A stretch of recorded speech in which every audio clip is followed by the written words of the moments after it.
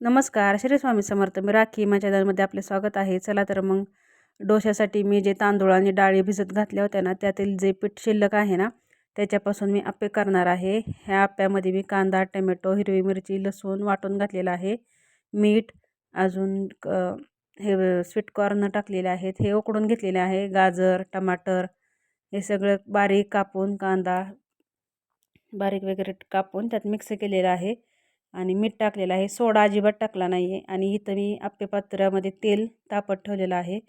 आता हे सगळं जे मिक्सर आहे ना, ते त्याच्यात काढून घेते आणि झाकण ठेवून 3 ते 4 मिनटं मी हे पलटी करून घेते. आता आपले झालेले आहेत आप्पे. एक साईड भाजलेले आहे, दुसऱ्या साईडने पण भाजून घेतलेले आहेत छानपैकी.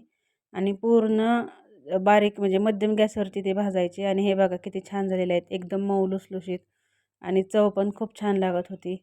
तुम्हाला जर आवडलं असेल तर नक्की लाईक करा, शेअर करा, चॅनलला सबस्क्राईब करा.